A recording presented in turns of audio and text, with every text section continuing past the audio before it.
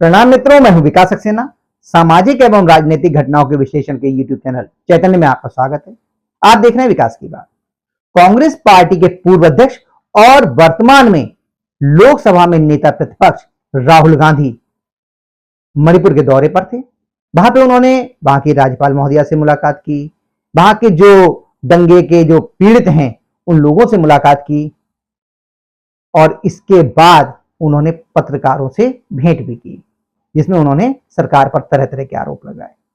लेकिन इसी पत्रकार वार्ता का एक वीडियो इस समय सोशल मीडिया पर बहुत तेजी से वायरल हो रहा है, जिस पर यूजर तरह तरह के कमेंट कर रहे हैं और राहुल गांधी जी जिस प्रकार से अपने हर भाषण में डरो मत का नारा देते हैं, उनको यही नसीहत देते हुए नजर आ रहे हैं। दरअसल जब मणिपुर गए राहुल गांधी जी, तो उनकी मणिपुर यात्रा को ही बहुत सारे लोगों ने कटघरे में खड़ा किया।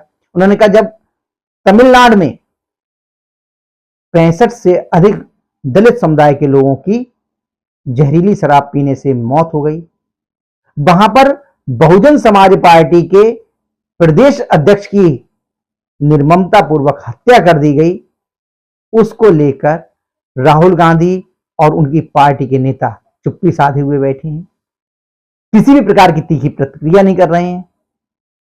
पश्चिम बंगाल में महिलाओं के साथ तृणमूल कांग्रेस के नेता किस प्रकार का व्यवहार कर रहे हैं, उनको सड़क पर कोड़ों से पीटा जा रहा है, जैसे कि भारतवर्ष के इस राज्य में यानी पश्चिम बंगाल में शरिया का कानून लागू हो गया हो, लेकिन उस पर किसी भी प्रकार के कोई बयान देना, उसकी निंदा करना, उसकी भर्त्सना करना या वहां जाकर पीड़ितों का हाल जानना, इसकी आवश्यकता राहुल गांधी जी को नहीं पड़ी।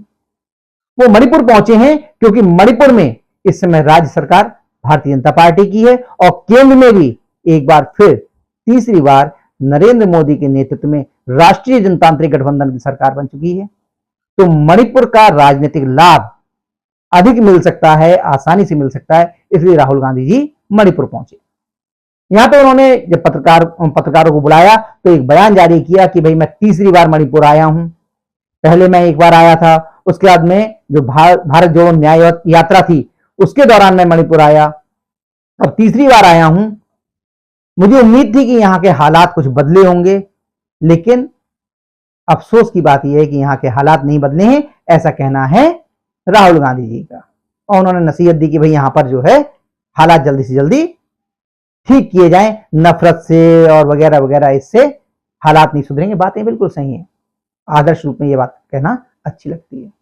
लेकिन जैसे ही उन्होंने अपना यह बयान जारी किया, उसके बाद वहां मौजूद पत्रकारों ने उनसे कुछ सवाल पूछने का प्रयास किया। इन सवालों का जवाब देने के बजाय राहुल गांधी जी जो बात बात पर कहते हैं कि डरो मत, पत्रकारों के सवालों से डर के, घबरा के वहां से भाग खड़े हुए और बोले कि भाई मैंने जो कहा है उसका सम्मान कीजिए आप लोग, और मैं ऐसे सवालों के जवाब देना नहीं चाहता जो मुद्दे को भटकाने के लिए तैयार किए गए हैं। आप दोनों नेताओं को देखिए, राहुल गांधी जी और उत्तर प्रदेश के पूर्व मुख्यमंत्री और समाजवादी पार्टी के मुखिया अखिलेश यादव जी को, जो सवाल इनको असहज करते हैं, जिन सवालों के जवाब नहीं दे सकते, उनके लिए कह देते हैं ये भाजपा के सवाल हैं, ये मुद्दों को भटकाने के लिए सवाल पूछे गए हैं।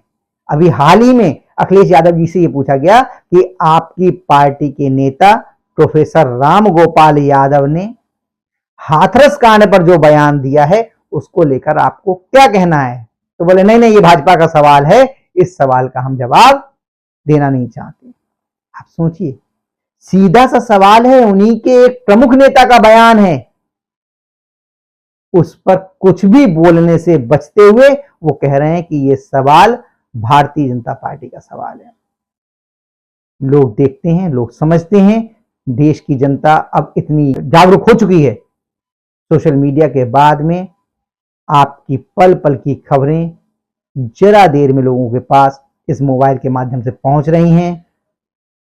वो समझ रहे हैं कि आप सवालों के जवाब क्यों नहीं दे रहे।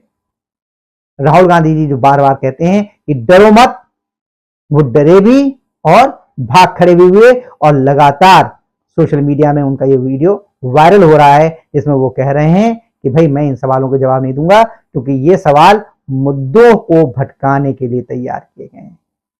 पत्रकारों के प्रति इस तरह की भावना, इस तरह का सोच, राहुल गांधी जी किस तरह की जनतंत्र की आप अपेक्षा करते हैं, जिसमें आप कहते हैं कि लोगों को अभिव्यक्ति की आजादी होनी चाहिए, लेकिन वो आजादी आपसे सवाल पूछने की ना हो। इसीलिए लोग 70 के दशक में लगाए गए उस आपातकाल को याद करते हैं, जिसमें अखबारों के दफ्तरों पर कंट्रोलर बिठा दिए गए थे, जिनके पास करने के बाद ही खबरें अखबारों में छप पाती थीं और कई संपादकों ने इसके विरोध में अपने संपादकीय वाले हिस्से को खाली छोड़ दिया था। तो आज के अंक में बस इतना ही। अगले अंक में हम लोग फिर मिलेंगे किसी नए मुद्दे के साथ। तब तक के लिए अनुमति दीजिए। आपसे अनुरोध है कि अगर आपको ये वीडियो पसंद आया हो तो इसे लाइक कीजिए, शेयर कीजिए, और हाँ, अगर इस चैनल पर आप नए हैं तो आपसे ये भी अनुरोध है कि इस चैनल को सब्सक्राइब करने के बाद नोटिफिकेशन का बेल आइकन जरूर दबाइए। धन्यवाद, प्रणाम।